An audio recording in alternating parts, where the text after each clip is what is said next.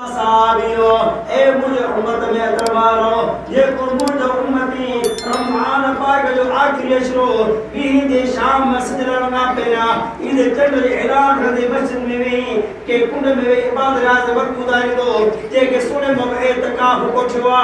एतकाफ अदा कर दो तेरो पार थी दो उन्हें नाम है आमाल में मकबूल बहजे अमर सवाब लिखो भी दो साइन में से मैं बात कर रहा हूँ मेरा बात स्वीकार नहीं सीखा जज़ाकल्लाह खैर माशाअल्लाह पर दोस्त हिन मस्जिद में का फरमाए जान मस्जिद जदा एतकाफ है फजीलता कि आलम जला ईदो हदीस ने अंदर जे जला किताबा अल उलमा वरसतुल अंबिया उलमा किराम जला बहु फरमायो ए के उलमा जे के हैं मदीना वारस हैं ओए जे के दसी रात इशा नमाज पढ़ी सुनी पवन पर फजर अज़ान ते नमाज लाउसन तो सकी रात का गुजर दिया वो इबादत में शामिल हो गया वो के जला आलम दीन जला है आलम सगोर जला है पर हते मकाम में मनसब वर एतकाफ रखे पियो तो सुभान अल्लाह ताबीना सिर्फ तहर ये एतकाफ को दुआ कोई एतकाफ वाले मस्जिद में हुआ पूरे खाने को दुआ इफ्तार करने दुआ वो इबादत में शामिल हो दिया सहरी करने दुआ वो इबादत शामिल हो दिया और जो बहन खुराक को करना जिक्र अस्कार कर खुदे पाक पर हर शय इबादत हो दिया इवन हत्तल इम्कान जगह आराम को दुआ वो इबादत शामिल हो दुआ सुभान अल्लाह खुदा दोस्तों मुसलमान भाइयों ये एतकाफ है वसीला मुझे सुने मगो बचन खुदाया ये मकाम कौन रहा ये बरारो में हुआ ये जला पीर पे कुमर कौन का पिता तो मोराय के रमजान में सारे जिंदा रखेगा सलामत रखेगा तो रब के राजी करे पतो के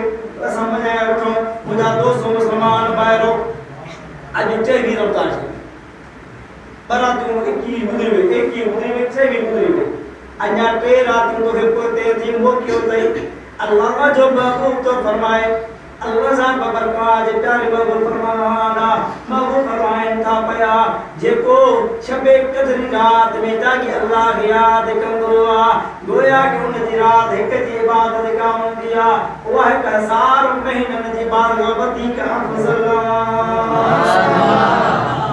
1000 महीनन के जिक्र तो डिवाइड करते साल इंसान तो मुदा 200 मुसलमान भाइयों तो साल उम्र 50 साल 40 साल 60 साल 80 साल 100 साल थींदी पदी काम थींदी छाकाण इंसान जी जिंदगी जो को दारमदार ना है कुल्लु नफ्सिन जायकातुल मौत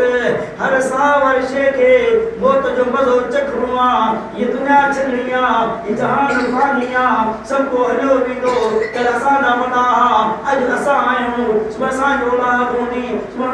औलाद हूंदी यो सिलसिलो हलंदो रहंदो जे न हूंदा सी तू असा न हूंदा सुभान अल्लाह आम तरह ने चवंदा हूं त मेहमान में रमजान जो अदा मेहमान रमजान कोने को रमजान से दुनिया रखते दे 12 महीने फिरी दो दुनिया मा जे तू असा कीदा सी मोटी को नहीं दस हमेशा लालिया विदासी मेहमान आयो त असा आयो मुसाफिर आयो त असा आयो जेके दुनिया में थोड़े टाइम जे लाए आयो उन थोड़े टाइम की बड़ा मनसूबा ठायो था बड़ा प्लान ठायो था पिया असा ही भी करूंगा अफसोस जिंदगी खुटी थी वने इंसान फना थी तो वने उन जो उम्मीद तमन्ना पूरी न थी किताब में दुआ कर तो जगह इज़राइल सलाम दरी दुआ रूह कब कर ये रूह कब कर दुआ है पतना केरो बनाए दुआ जो मन वालो दुआ तो जमाने में दुआ में जान मसले छेदी दौर पानी ये रूह कब सी दुआ जे मतलब उन्हें ये दहशत ने एडी जिम्मेदारी इज़राइल की सिगरे उन्हें आसर खता दूंगा